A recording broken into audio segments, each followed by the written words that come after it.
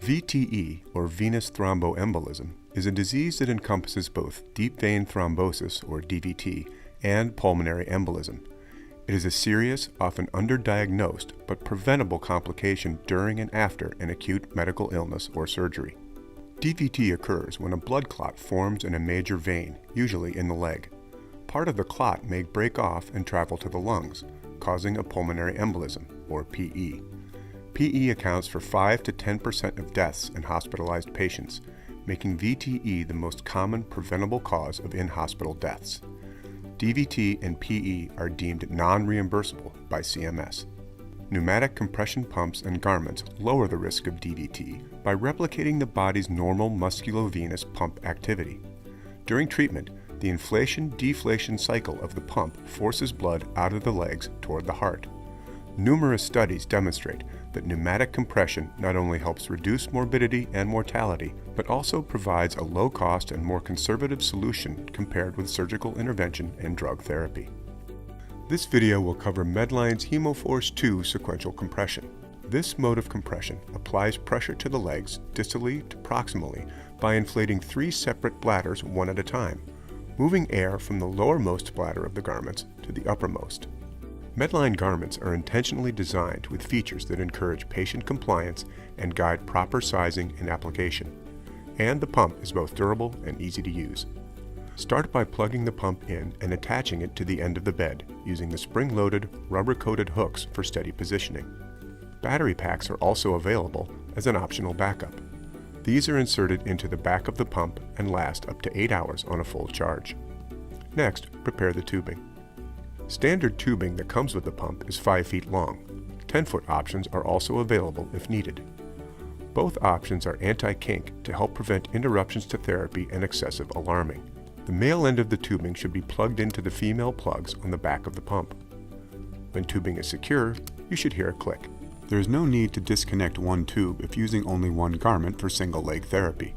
Instead, the pump will automatically recognize that only one garment has been attached and initiate single-leg mode. Although the tubing is reusable, it often gets lost or accidentally thrown away.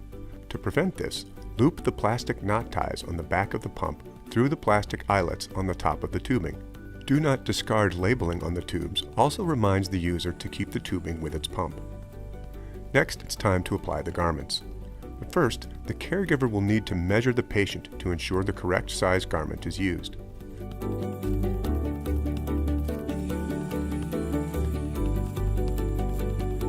Calf garment measurements are based on the circumference around the widest part of the patient's calf. The thigh garment measurements are based on the circumference of the widest part of the patient's thigh. Lastly, the foot garment measurements are based on the circumference of the foot instep. Sizing measurements can be found in the upper right-hand corner of the garment insert, as well as on the sleeve itself. The garments are also color-coded by size for easy identification. Small is yellow, medium is gray, large is red, and extra large is green. Once the correct size is selected, undo the hook and loop closures to open the garment. The narrow end is placed nearest to the heel and the wide end near the knee. For the most contoured fit, tabs should be applied from bottom to top, as indicated by the printed numbers.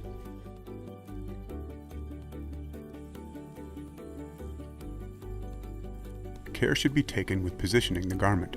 Make sure the tubing is not directly under the patient's heel or ankle. It may be turned slightly to accommodate positioning changes and avoid bony prominences.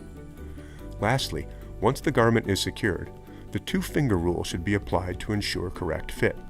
Insert 2 fingers horizontally with both fingers touching the patient's leg in between the garment and the patient. Fingers should fit snugly, but not tight. This practice should be done at the top and the bottom of the garment. Next, attach the garments to the tubing. Again, you will hear a clicking noise when the tube is locked into place. To disconnect the tubing, simply pinch the side prongs together and pull them apart. Once the tubing and garments are connected, press and hold the power button to turn on the pump. The machine will take 40 seconds to initialize, determining what type of garments are connected and how many. If a calf or thigh garment is attached, the pump will automatically begin therapy with 45 millimeters of mercury in the first chamber, then 40 millimeters of mercury in the second chamber, and finally 30 millimeters of mercury in the third chamber. If a foot garment is attached, the pump will automatically begin therapy at the appropriate higher pressure of 120 millimeters of mercury. And again, if a single garment has been attached, the pump will automatically begin single leg therapy and the single sleeve light will illuminate. In other words, the pump is 100% auto-detect. The sequential pump will inflate each chamber for 4 seconds and then deflate for 48 seconds, completing one full 2-leg cycle every 2 minutes. If an alarm sounds, the pump will display one of 4 alarm codes. An alarm code troubleshooting guide is displayed clearly on the front panel of the pump to help identify the source of and solution for the problem. The alarm can be temporarily silenced by pressing the alarm mute button. This allows for effective troubleshooting without disturbing the patient.